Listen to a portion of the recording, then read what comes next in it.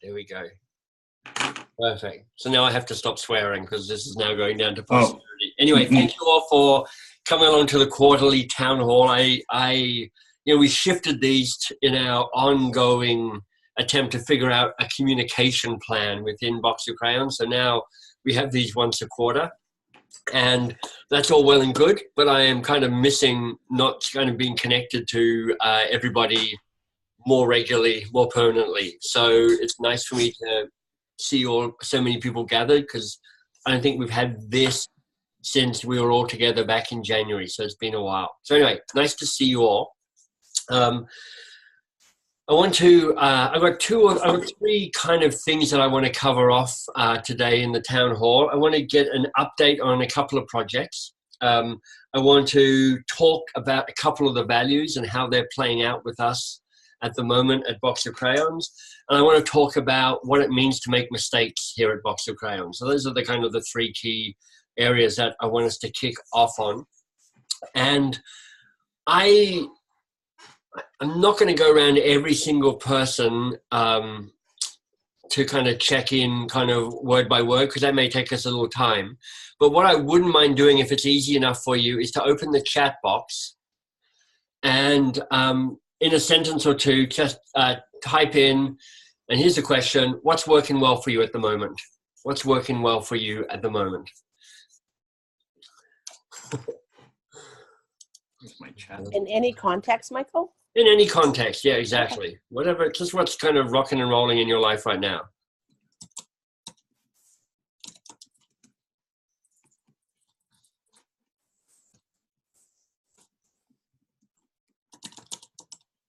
Marlene, I love that. Oh, Jenna and Slack, that's also the beta. Chloe, that's fantastic. Getting more clear in client conversations, nodding your knees, that's perfect.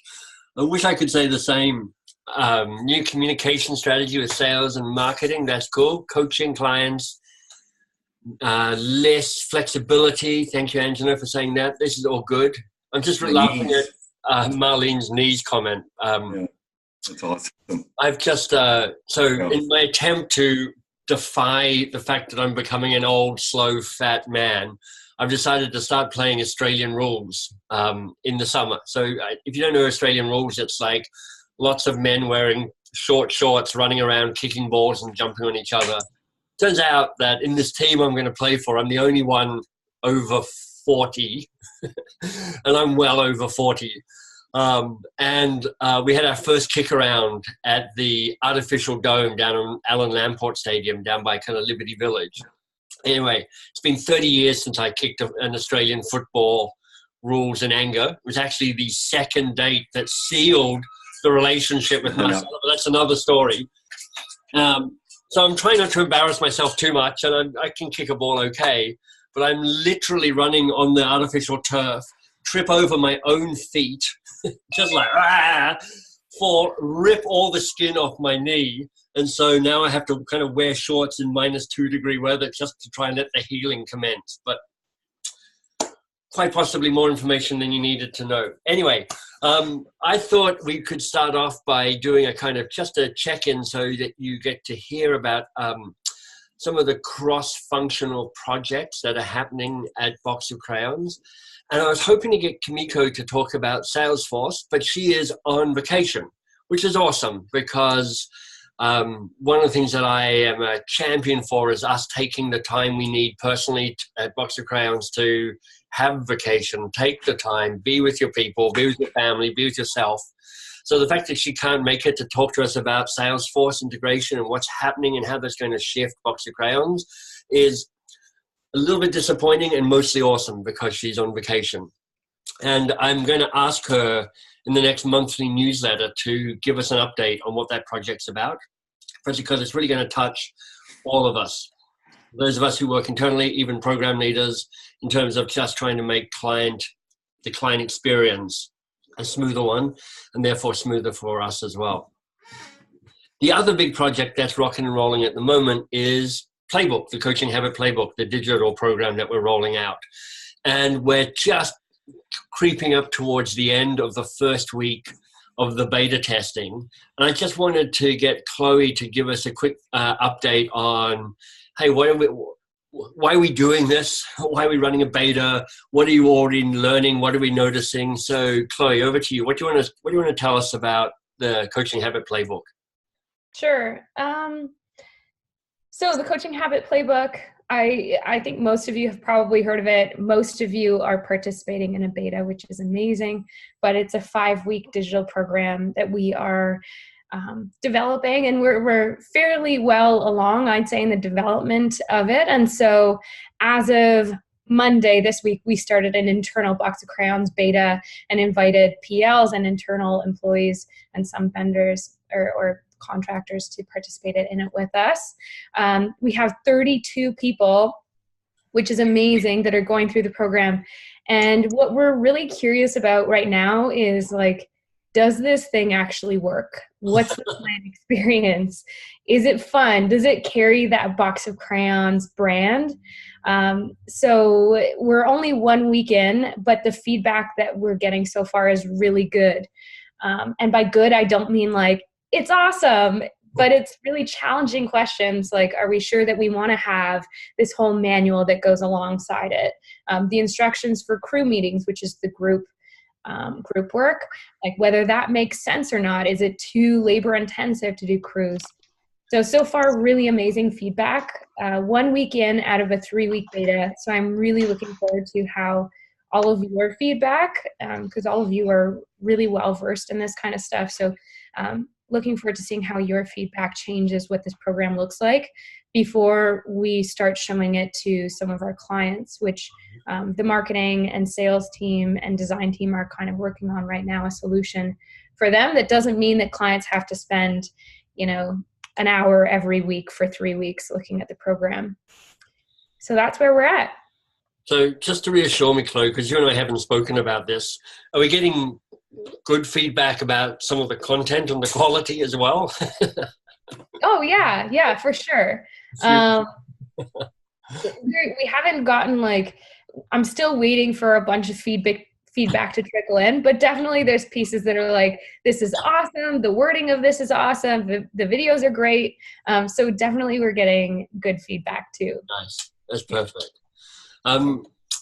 Anything to share about next steps in terms of rolling this out and making this work, Chloe? Well, certainly the next step is to figure out how to, first of all, make this work based on the feedback that you've given us to really streamline it. Yeah. Rob, our designer, has yet to go in and really give it the Box of Crayons look and feel that we're looking for. So that's going to be happening anytime now. And then, as I said, I'm talking with marketing and sales early next week about how we might show this to clients to start getting some more interest there. Yeah, because that first viewing that the clients are, we're overtly asking them for feedback, and we're implicitly asking them, will you buy this from us? So we want it to be good enough that people are like, this is good enough for me to be interested in buying it from you. Yeah, I should mention one thing in that, actually, Michael, is that we had dabbled with introducing clients to the platform a little bit earlier, but one of the big question marks for us right now is how crews will actually work. So crews, again, is that small group practicing together. It's a vital part of our program, but logistically speaking, it's really complicated and we haven't sorted it out yet. So our fear was that if we brought clients in now and showed them a vital part of our program that is a big question mark, thought, that might not be the best thing to expose them to. So we're solidifying that right now so that the client experience will be smoother through that piece. Yeah, it's an interesting dilemma for us because many of you will have heard the great results we got from the Microsoft MOOC, which was the precursor for this. So 91% of people completing the MOOC, which is basically unheard of. I mean, that's pretty much double what you would normally expect. 85% of people reporting out that there's behavior change and they're being more coach-like. But part of that was there was an awful lot of heavy lifting behind the scenes at Microsoft to put people into crews, to kind of manage them and get them actually happening. And even as Microsoft have come back to us going, first 3,000 was amazing, we want to scale this to 13,000. Even they're looking at it and going, but we don't quite know how to do that with that number of people, trying to put them into groups of 4, 5, or 6. So it's a tricky thing to wrestle with. If we can crack it, it's one of those things that starts differentiating ourselves from our competitors. Mm-hmm. The hard things are really worth leaning into. It's partly why we're moving our shift and our emphasis to talking about behavior change as the key way we measure success at Box of Crayons, because we know how hard it is to create behavior change, to measure behavior change. But if we figure that out, then the sales team and the marketing teams have these really clear stories to tell about this is why you would choose Box of Crayons over Blanchard or Inside Out or Neuro Leadership Institute or whoever else. We've got a really strong differentiator that has people in the C-suite interested in talking to us, not just people who run learning and development. Shannon, did you want to add anything to that? Yeah, I was just going to say the other important thing about the difference with Microsoft. So they've got some really great data around just the experience of the MOOC itself, really good self-reported data that's absolutely, we're going to find some way to make that usable in the marketing of the playbook. It's, as our client there said, it's a fine line, and she's happy to walk it with us. But part of why it's a fine line is because the really good metrics they have around like 93% completion and 87% reported behavior change. So even already that, first thing around completion rate speaks to efforts happening at Microsoft outside of Box of Crayons. So really, really important to Microsoft is the leadership investment and like high visibility of their involvement, and then what they call like sticking the landing. And so this speaks to a broader trend and a growth. It speaks to a trend in terms of what client needs are showing up as, and also potential growth area for Box of Crayons. And I know I've said this kind of phrase a million times, but it's useful to keep thinking about where we've come from and where we're going from selling an event where people are buying content to really selling an outcome, where content is an important piece of that, but it's only one piece of everything else that's going on for them. So they're also looking for things that are integrative. They're looking for things that actually bring sustained behavior change. And there are pieces we can grow to make that better. And there are pieces the client needs to do to make that better. So all of that's to say Microsoft has done a lot of work on their side as well at the front end, and now in a continued way to really stick that landing. Which we'll take as much credit for as possible. Yeah, which we'll take as much credit for as possible. And we've got some amazing metrics around just the actual, started the work, pre and post workshop experience of the workshop itself. Yeah. But I just think those are important things to think about in terms of client needs and what we're hearing. Yeah, great. Thank you, Shannon. That's terrific. Chloe, anything else to wrap up on Playbook? I can't think of anything else for right now. Perfect.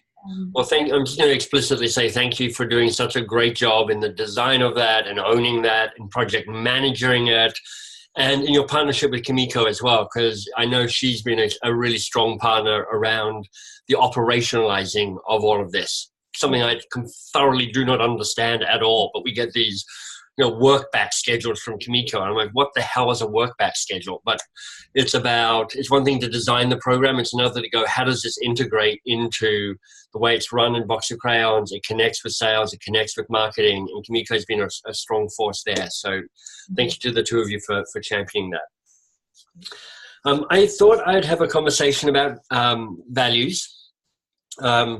And it comes in part because we had a SLT meeting on Tuesday, and Jill came up and facilitated, as she does for the SLT.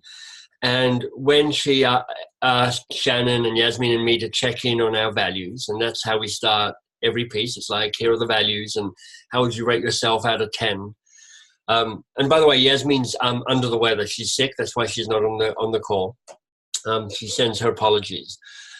We went through it, and we were like, we're all feeling pretty good around the start with courage. We think we're doing pretty well there, and we're all doing pretty well, we think, with the adult-to-adult relationships. We were happy with how we were showing up there.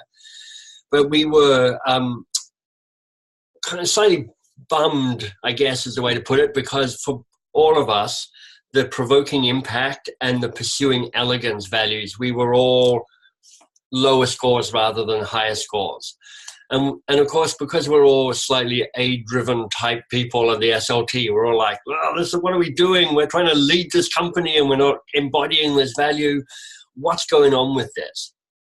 And Jill gave us really useful counsel, which I wanted to kind of share and build on here in the larger conversation here. She said, and I'm going to talk about impact first. We are in a position at Box of Crayons at the moment, we are going through transition. And you've heard me talk about this a lot, which is, even though technically speaking, Box of Crayons is 17 years old, in reality, we're kind of 2 years old. I would say this new version of Box of Crayons that is showing up as we have broken through the $5 million revenue mark, as we've increased in size and people and kept adding complexity and people and infrastructure. It just means that we're actually building a new company. It's not, it's deceptive to think of this as just an additive version of Box of Crayons, just like it was in the old days, but a bit bigger. It's actually, no, we're kind of retaking the whole of Box of Crayons apart and rewiring it and putting it back together and going, this is a new company altogether.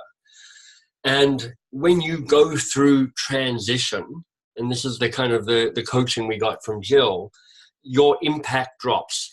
It's just the way of the world, because it is all a bit overwhelming. It's a little bit chaotic. It's a little bit messy. And that sense of impact is, when things are stable, it's really much easier to fine tune. How do I have the impact that I want to do? Because you're like, I'm taking stuff that's already working and I'm tweaking it to get even a little bit better. I'm taking this number from here to here. And that's my goal in terms of having impact. When we're at the place we are at the moment, where we haven't even yet properly got clear on what metrics we care about, so we know how to measure success, so we know how to refine our metrics and our approach to hit the targets that we're setting ourselves, it's much trickier, it's much more elusive to actually get clear around what impact actually means. And I feel that myself, because I wear these 3 different hats at Box of Crayons. I wear my CEO hat, I wear my thought leader hat, which is me trying to write a book at the moment, and I wear my head of design hat, working with Chloe as part of the design team. And the other day I wrote out everything that's going on in design at the moment, and it was a 4-page document with, like, I'm not even sure, maybe 17 different design projects that are partially or currently underway, or at least in my head like they should be underway. And when I wrote it out, I was like, I'm just going to kind of hide under the table for a bit and hyperventilate, because it's all getting a little too much. It's all a little bit overwhelming. And part of what's useful for me to remember is just to go, but this is just where we're at the moment. So part of what I'd encourage all of us to do, and this is particularly for the kind of internal folks at Box of Crayons, is to, in the hurly-burly of what's going on, it's to keep trying to step back from that and ask yourself, in this moment, what's the Pareto principle? What's the 20% that I need to focus on that will give us the best 80% result at Box of Crayons? And what that means is a constant acceptance that you're not getting to a bunch of the work that might feel urgent. You're also not getting to a bunch of the work that might feel important. Maybe some bigger systematic changes that you'd like to see at Box of Crayons, and that probably I'd like to see at Box of Crayons as well. But there's this constant piece to keep asking yourself, going, I've got this amount of time in the day, this amount of energy to give Box of Crayons. Where do I choose to put my time first? And for those of you who know our programs, which is really all of you, you'll know that when we do that check-in at the start of a program, when we do it every program, it's like, how active, engaged do you plan to be today? How much risk do you plan to take today? How much do you care about how much you care about the experience of the others today, and then what will make this a good workshop for you. It might not be a bad idea to do some sort of check-in like that with yourself on a weekly or on a daily basis, to go, today, how active and engaged do you want to be? And it fluctuates. It's just, yesterday was a day of torpor and lethargy for me. I just kind of moped around attempting to get interested in work and kind of basically failing. And I'm like, so that's how it is sometimes.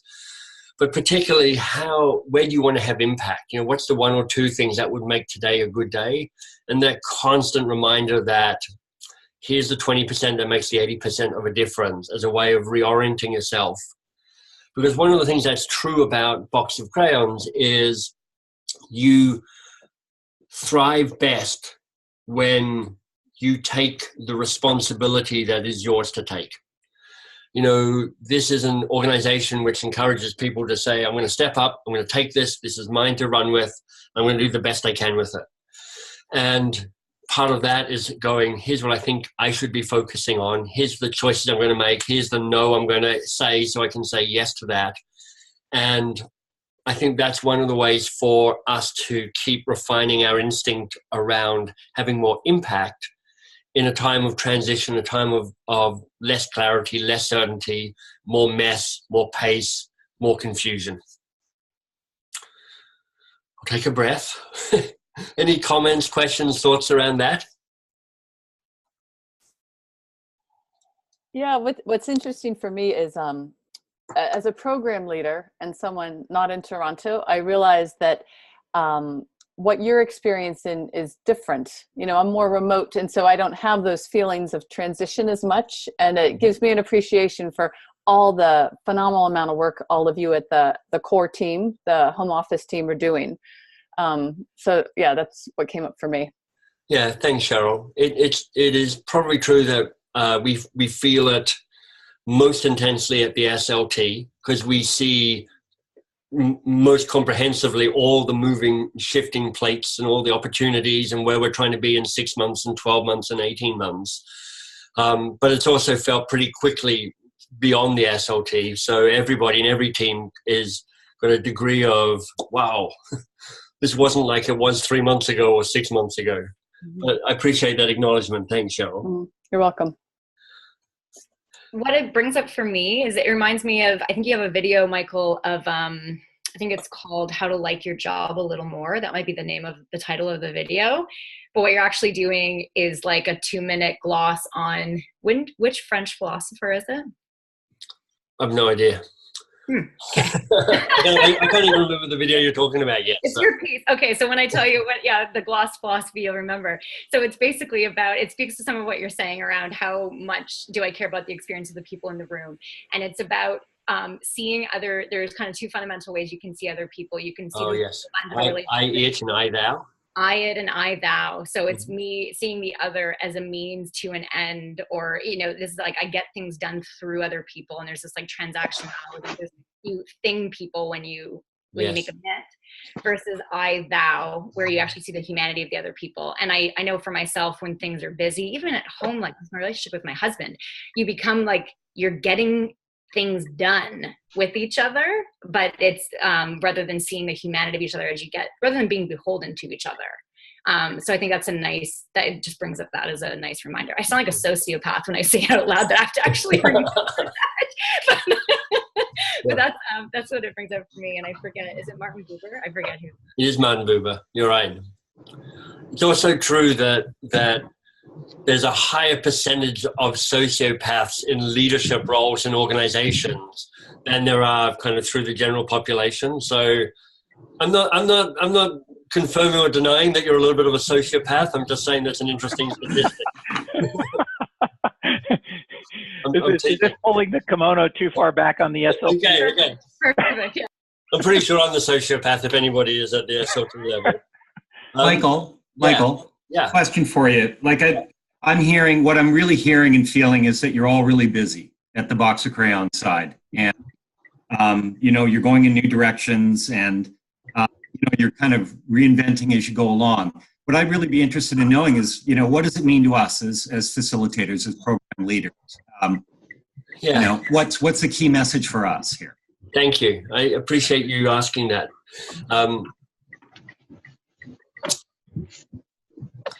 I think part of it is around holding a fine line. Here's my best answer for it, and it's influenced a lot by kind of what I've been thinking about recently. But one of the books that I've read recently, and we've started talking about at the SLT level, is a book called Radical Candor, and it's by a woman called Kim Scott. She worked at Google and she worked at Twitter, and the subtitle of the book is something like "How to Be a Good Boss Who Gets Things Done but Not Hated by Everybody." And she says that in our organizational life, we do,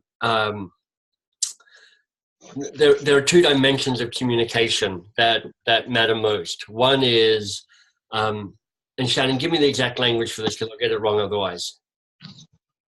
So subtitle is "How to Be a Great Boss Without Losing Your Humanity." Right. And the two axes of communication? The two axes of communication. So there's 4 quadrants. Yeah, one's caring deeply for people. Right. Yeah. So Kim's basic argument is that that you want to care deeply and challenge directly, and that there are in the quadrant where what you're aiming for is radical candor, which is coming from that place of caring deeply but also challenging directly. You're aiming to be clear but not mean. And in some cultures, clarity can be confused for meanness. And she's wanting people to understand that mean and not clear is kind of a gloss on radical candor. The sort of at 180 degrees from radical candor is ruinous empathy. Ruinous empathy. And ruinous empathy is when you care, but you just kind of avoid having those tougher conversations and talking about stuff that really matters. In the sense that, oh, but I'm nice, and this is nice, so if we don't talk about it, maybe it'll go away, or maybe we'll address it. All of this is a long way towards Paul to go. What we would appreciate from program leaders is communication that has radical candor to it. Because, as an example, one of the things that's happening at the moment is we are rebuilding our financial systems. They were a little bit stuck, and with Leora and Nicole, they're doing a lot of work to go, right, we're kind of blowing it up, starting again, building it out, and trying to figure out how that works. What that means is there may be some disruptions down the line, and we don't not want to hear about it. Like if you're expecting something and it's late or it's delayed, we want to have that communication. And we also would love it from a place of radical candor, which is clarity on what you want and framed in a way that goes, hey, there's a degree of understanding as built into that as well. And I think, and I'm a little bit distant from this, but I think you may see similar things as we move through Salesforce and we reinvent Salesforce, and Madeline rethinks about managing the program leader commitments and how that works, as we think through structure at Box of Crayons and building in additional support for our clients and for our program leaders as well. We're just going to be a bit figuring stuff out. And I think the request to program leaders is, please keep communicating with us with radical candor. Be clear about what you want, and be a little gentle with us as well, because we're trying to figure this stuff out ourselves. It's not just busyness.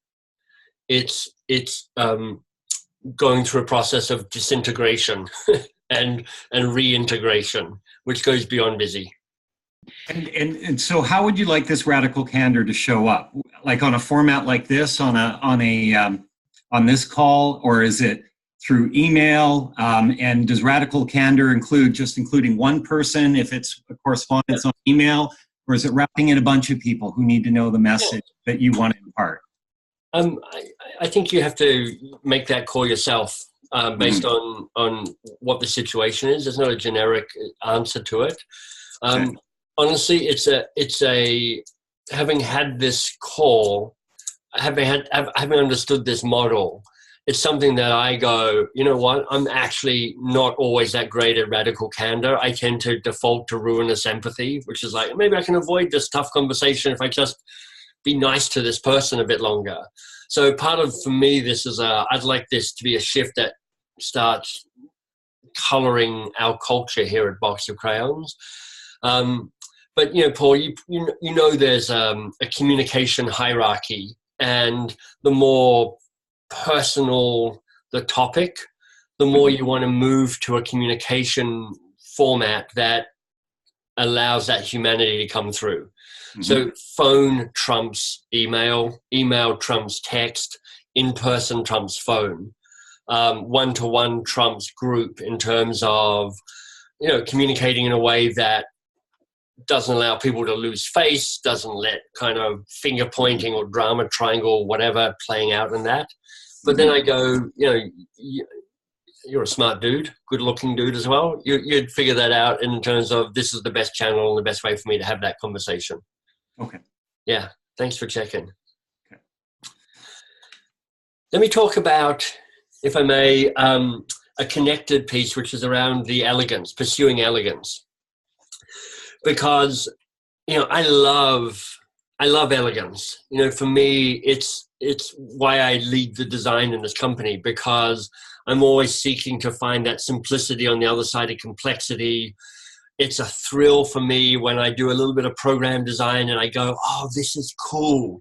I've just figured out a better way to, well, I'll give you a live example that happened to me this week. So in the new book, I want to talk about the fogifiers that we talk about in blue card coaching.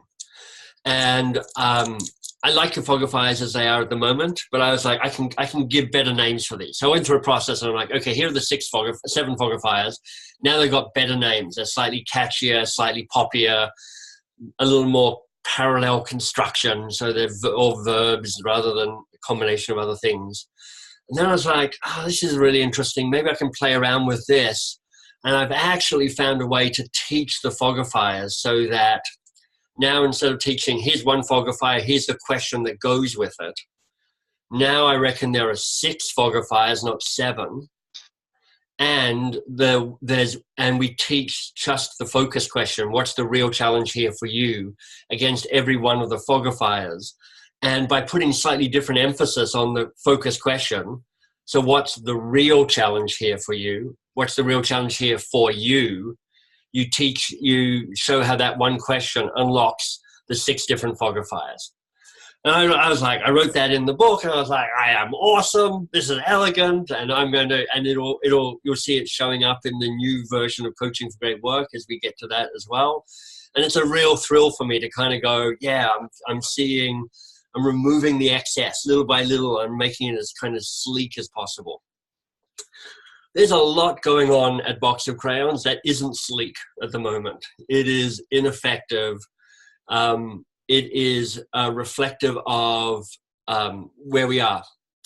And there's a couple of things that I just wanted to point out too that we're going to look at to try and help address this. The first is we're going to have a rethink about the communication protocol within Box of Crayons, because there's ways that this can be done better in terms of how often do people hear from us at Box of Crayons and in what format, in terms of how we communicate within each other, because certainly within Box of Crayons, Shannon came up with a great metaphor the other day, which is like we're like a bunch of 3-year-olds and we're all playing soccer. And that when you see 3-year-olds playing soccer, all they do is they run around in a pack after the ball. I mean, there's no structure. There's no, I'll stay in fullback and I'll wait for the ball to come to me. They're all like, no, I'm just chasing the ball. It's like a bunch of headless chickens. And there are occasional email exchanges that happen within Box of Crayons, which is like, it's a headless chicken moment. Everybody's contributing. Everybody's going, I've got an opinion on this thing. And we are shifting. Clear, I don't see anyone as children. It's just, it's the lack of deliberate position that has us running around the pitch or whatever it's called. Yeah, there we go. So there's a degree to which that happens within Box of Crayons. There's also a degree to which that might be the experience of being led by the senior leadership team at the moment, because one of the things that I noticed that's happened over the last 6 months as a senior leadership team is we've made decisions and then we've changed our mind and we made a different decision, and then we may have changed our mind again and come back to a third decision. And I'm going to give you another metaphor for this. One of the things that I'm noticing about that, I was like, is that my failure? Am I just making decisions too quickly? Am I leading this team poorly? And actually what I think it is that it's just that we are in this process of navigating our way into a new world that we're not that familiar with. And at the senior leadership team, we're like at the prow of the boat.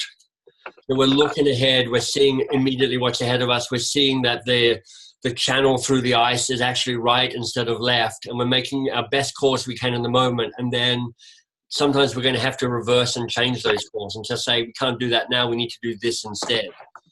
And again, I think there's a part of this is around just, I want you to understand as part of the team here, this is going to be the way it is for the next little while as we move through this time of change. How long that is, I don't fully know. But I suspect it's definitely 6 months, almost certainly 12 months, possibly longer than that.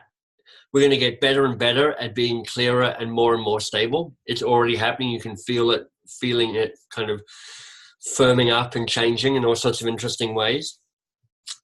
But when we were at the ISA, which is the Association of Training Providers, it's a conference that I've been going to for the last 5 or 6 years. It's basically people who run training companies. So Ken Blanchard and his team's there, Center for Creative Leadership's there, the Neuro Leadership Institute's there, Fierce is there, a bunch of training companies that you will have heard of.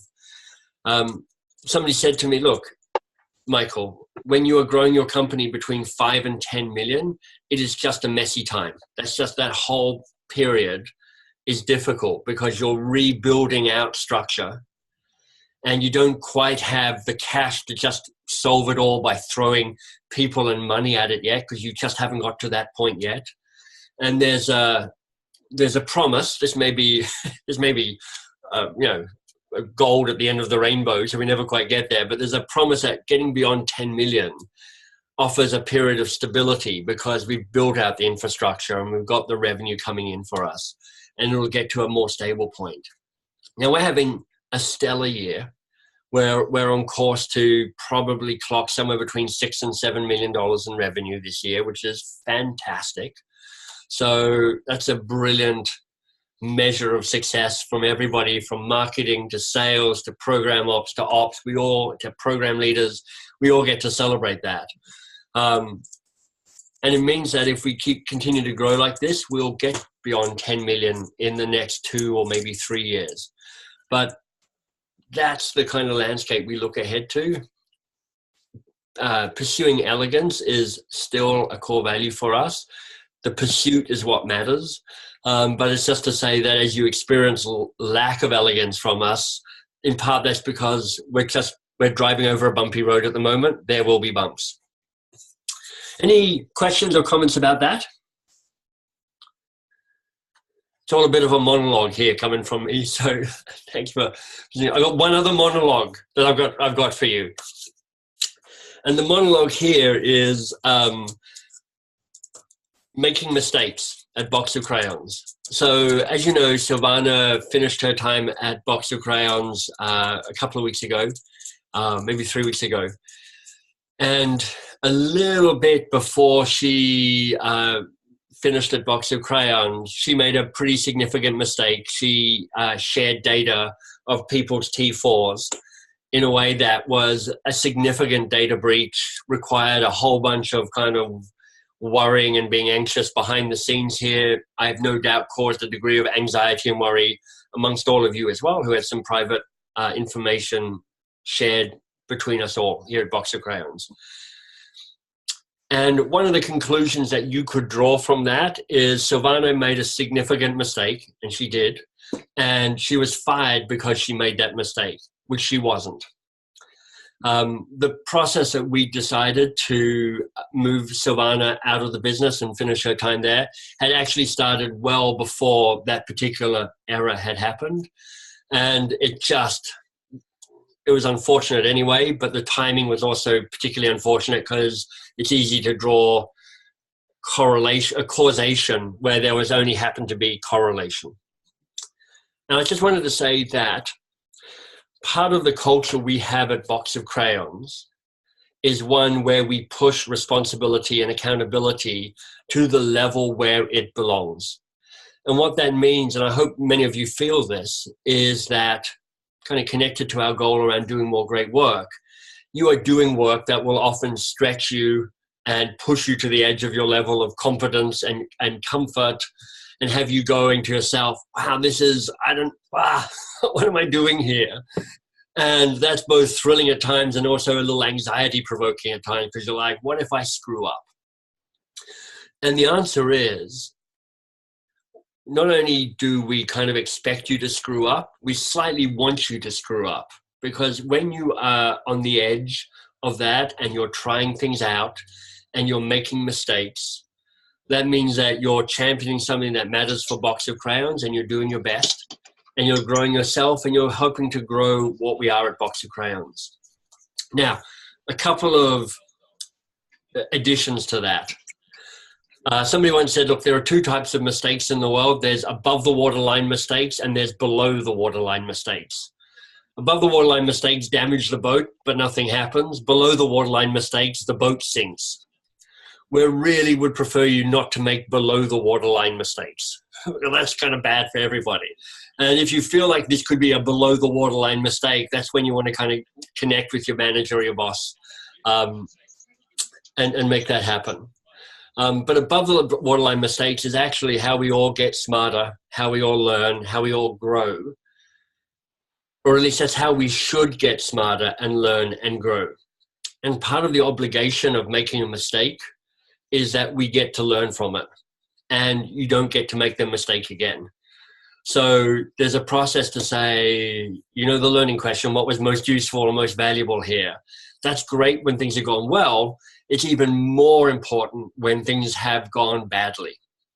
And what none of you know is I just have 17 years of making mistakes at Box of Crayons.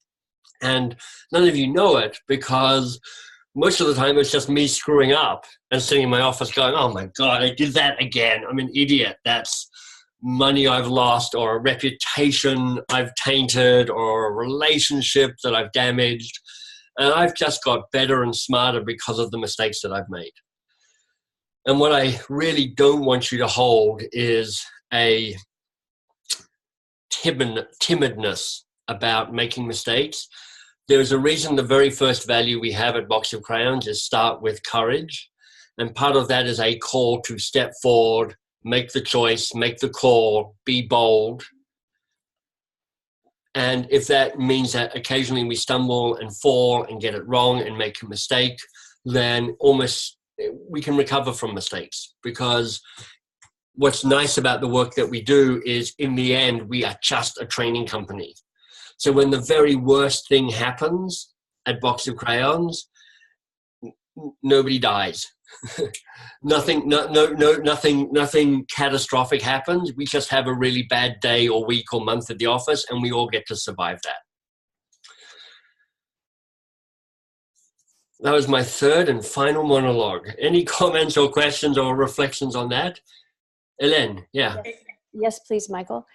So I tried really, really hard to stay really present and listen to everything you said, but I've got to tell you, that was the first time I heard about that data breach. And I just wonder if anyone else was the first time they heard about that. And it's like my heart's pounding. What the heck does this mean? So this is Karen. I want to say hi to everybody. I was thinking the same thing. I was trying to focus and thinking, do I interrupt? All right. What data is out there? And what's the T for? So here's what I think I can calm everybody down with, which is, because of course it's Hélène and Karen and maybe Heather's starting to sweat and going, wait, I haven't heard about that. I think this is, none of us have. I don't think any of us have. Yeah, because the data breach happened within the internal Box of Crayons employees. So it was T4s for employees within Box of Crayons. And the short answer is... I'm very sorry. Yeah, it's and I'm sorry, I should have framed that better. So sorry to freak you out, Elaine, and everybody else is going, wait, what data? And the short answer was for a couple of the people who were ex-employees, there were 3 people. They got sent the wrong document, which shared Box of Crayons employees' bits and pieces as part of that document. And there's been a bunch of legal work that's been behind that. There's a credit agency that is tracking people's stuff. Can you say that again? Because you froze, or on my end you froze. Sure. So from the top, this data breach was just for Box of Crayons employees, so it didn't affect any of the program leaders. It was a wrong document was shared with 3 ex-employees, which shared a bunch of data from current employees. As part of cleaning that up, we have kind of legal statements from all 3 employees to say that they've deleted the information that they had. There's credit agency, Equifax, that has been offered to everybody to track any breaches of their data over the next year. So we're kind of tracking that. And there may have been one other thing involved as part of making sure we tidied up around that. Do you remember? No, I think that was it. So Box of Crayons has paid for Equifax for everybody who wants it. And I think everyone was encouraged to stick up their hand and say yes and engage Equifax monitoring for the next year. And, then the statements from the ex-employees, I think that was it. Mm-hmm. So we've had legal counsel that this is all you can do, and it's as much as you can do. And these are 3 good people. So we don't feel like there's a great deal of danger. And sorry to all the program leaders who have currently been freaking out for the last 5 minutes around that. Your data has been safe. And Cheryl, you can just Google what a T4 is. I just want to say I appreciate you telling us, but I'm also really sorry that happened to you. Yeah, it's a drag. It consumed a week of Yasmin's time to figure out how to make that work, and mistakes happen. It was an error made by Silvana, who was overwhelmed by the amount of work she was doing, was pushing up against a deadline, just trying to do her best to get all the stuff out. And that moment where you attach the wrong document to the email and you press send and you don't even realize you've done it. I mean, who hasn't sent an email that they went send? Oh, yeah! And actually, Michael, that was the final change. Sorry. There's a change to the process on the finance side. So nothing's going to be sent in email transmission anymore. Everything is now accessed online by individuals retrieving things like T4 slips. So that's right. That's right. So that particular error won't happen again. And that's one of the things about making mistakes, is that we get to repair and make sure that stuff like that doesn't happen again. Anything else you'd like to ask me or check in around the whole piece around start with courage? That means we're okay with you making mistakes. You remember that part of that kind of induction you have is if you make a decision and it's backed by our values, then we back your decision. That's how it goes. We're a values-based company, and that's what it means to live our values. I just want to give a quick example of something that happened to me where I really felt that. And it was the last time I delivered something. It was a big, big group. So big they had a whole sound system. It was, out in Seattle. And I could run it off of my deck, or I could run it off of their machine, and they really wanted me to run it off their machine, and we couldn't get the font quite right. And I made the call that the security of this big presentation and working was more important than the font. And I didn't have to tell anybody that. I could have just kept that mine, but I, in the debrief, said I couldn't get this working. We couldn't get it working. The fonts weren't working. Sorry about that. And I could have kept it quiet. And then the client sent some photos, and there was one photo of me in front of the wrong font. And I thought, I am so glad I told you guys that. Yeah. So the spirit was, okay, I know you have my back. It wasn't as I wanted, but I knew your speech about the values and how you choose. And then I was so glad I told you, because I would have been outed anyhow. Thank you. Yeah, you need to know we have spies everywhere. So if you screw up, we will find you and we will track you down. No, I'm kidding. Thanks, Cheryl. That's great. Michael, can I ask you what's happening with TELUS? Because I think you were dealing with the leadership segment of it, and then the work was supposed to be coming in. Yeah. I'm going to hand that to Shannon, because Shannon is the key account manager for TELUS and is best able to tell you about the ebbing and flowing saga that is TELUS, because that's what it's like. Sure. So I'll address two things. One is generally the experience of what it's like to work with these big organizations. And I'll share, I think I shared this recently with Evan or maybe Cheryl or both. There's this sort of feeling of when we're working with these big organizations and we aren't getting a big contract with them up front, is there something we're doing wrong? Is this about Box of Crayons infancy? Is this about my limited years in selling? What is this? And one of the things that I learned at ISA and that I've learned from connecting with people from ISA over this is that this tendency to batch buy. So to sign a sort of general agreement, but then to, the way that budgets work is to buy chunks of programs as they're needed is actually a reality that we're up against. This makes it hard from a business planning perspective and a strategy as one can imagine. And it makes it tough for us to be able to share with you what the next year will look like, or share with you any earlier than we know what things will look like. So that's just to say in general, this is a reality that we're up against around selling with these big organizations. With TELUS, so TELUS basically falls into three buckets. You've got about 3,500 people that are managers and directors and above. Those people the top 150 have gone through round tables with Michael. This is part of their sort of land the leader strategy. So Michael has gone in about 6 or 8 times now to work with the top 150 in small numbers, and he's going to be with Darren and his immediate reports sometime later this month or in May. Darren's the CEO. Yes. And then the other about 3,000 odd folks that are in manager and director positions have gone through a webinar, through a 5-question leader webinar. This was a change management strategy as much as anything, with getting everyone exposed to general concepts, because now what we've got to do is bring them through coaching for great work, which is going to take some time. Logistics don't come easy to the TELUS people and culture team. They don't have a giant team of people. It feels like there's 2 people coordinating the names and the lists and getting butts and seats in these rooms. So their forecast for us has been 25 plus coaching for great work programs. I think I shared this back at the PL gathering, 25 or so coaching for great work programs in 2019. So those will start in September timeframe and probably end in November, because TELUS doesn't like to deliver anything in December. And they just completed the webinar. The next bucket of people are about 10,000 individual contributor management professionals. These are individual contributors that work in corporate spaces.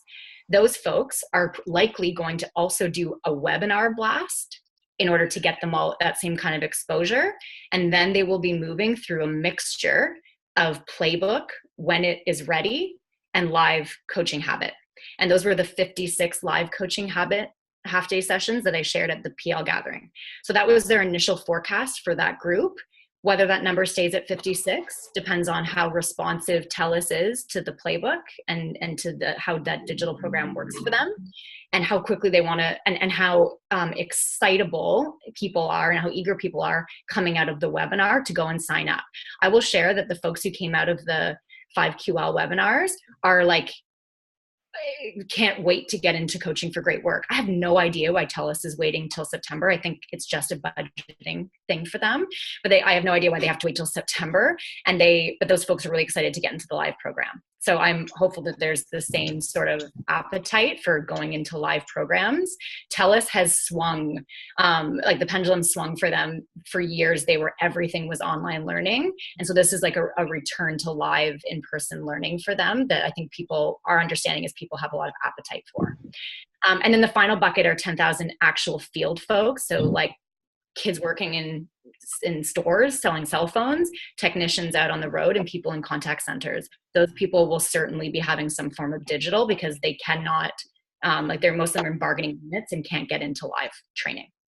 So those are the numbers are the same as what I shared at the PL gathering for the live sessions. But if I've shared too much information, just tell me. But I just want you to all know that those are the buckets, and those are the moving pieces in thinking about how we engage 24,000.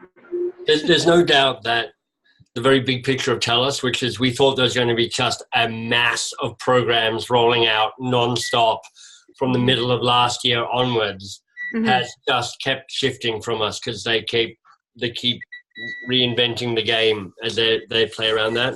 And it's just taking some time. Like it's they talk about it as a 3+ year engagement, but I think it's just going to take initially they thought it was a matter of taking the numbers of people, dividing it by the number of people in a program and days in a year, and then go. And now they've figured out they actually don't have the woman power on their people and culture team to make that happen. They can't do it. So it's just going to take longer to get people through the programs. Shannon, who were the program leaders that ran the webinars? I'm going to forget some of you, so I'm sorry. I think that Leanne did. Hélène, did you run some too? And Tina and Billy? I think it was the 4 of them, yeah. Just to say, amazing feedback from TELUS around that. You guys absolutely rocked the webinars. They were like the best webinars we've ever had, ever. Yeah. Now I have to convince them webinars are not the only thing that we're doing. I know, Hélène, because you gotta be good, not that good. Well, you know what? I'm going to mail it in. If they want more, that's it. I'm going to be sharing. Yeah. Well, what it's meant is that they now see it as a good strategy for that sort of immediate level set, and then getting people excited for what's coming next, because now they're actually buying it. They're like, oh, that was useful. I think going to a live workshop would be useful for me. Thanks. So it's become a marketing strategy. They see it as a marketing comm strategy, and it's really a change management one as well, getting them all aligned together. And is that enough information? Yeah, no, that's great. It's just because in my head, I thought we were going to be starting in May with TELUS. And that's why I thought. Yeah, that's what they said. Huh? That's what? That is what they said, and that's what I shared. So. And now what I'm hearing is that it's more likely to be in September. That's all. No, not necessarily. It looks like those webinars for the next 10,000 group will still be in the May-June timeframe. Yeah. Okay. Yeah. Perfect. Thank you. We're really almost at time. So thank you for coming along. Any final questions or things you want to check in with us before we say goodbye? Michael, it's Heather. Hi, Heather. Hello. Were you thinking of doing a Coaching for Great Work T3 at all this year? So the answer is quite probably. What's happening with the massive design stuff that is required is I need to work with the SLT to figure out what Chloe and I develop in what order. I have significantly redesigned Coaching for Great Work. It's not as radical a change as Habit has been, but it's a pretty significant change. And there's a bunch of things that are not yet built around it. I haven't built out the train the trainer notes. I haven't built out the post-workshop sustainability stuff. But I am going to work with the SLT to say, are we going to have this in time for us to deliver to TELUS in September? And if that's the case, we'd look to do a T3 for Coaching for Great Work before we roll out the TELUS programs. Cool. So good question. So now we're going to keep using the Coaching for Great Work that we have. Exactly. Yeah. Okay. Yeah, it's part of it's also not just me building it out, but it's also working with Kimiko and Madeline and Program Ops to operationalize it. So it's fit and ready to go within the Box of Crayons ecosystem, not just that I whipped up a set of slides, because in some ways that's the easier part of it all. Thank you all for coming along. So nice to see so many of your faces. Thank you for allowing me to talk about the values at Box of Crayons and where we are and how we live our values as a company through the kind of tumultuous times as well as the smoother times as well. So I appreciate all of that. Nice to have you here. Thank you so much. Thank you, Michael. Take care. Bye, everybody. Thanks for your transparency and thanks for everything you're doing over there. My pleasure. See you, Mina. See you. Bye, everybody.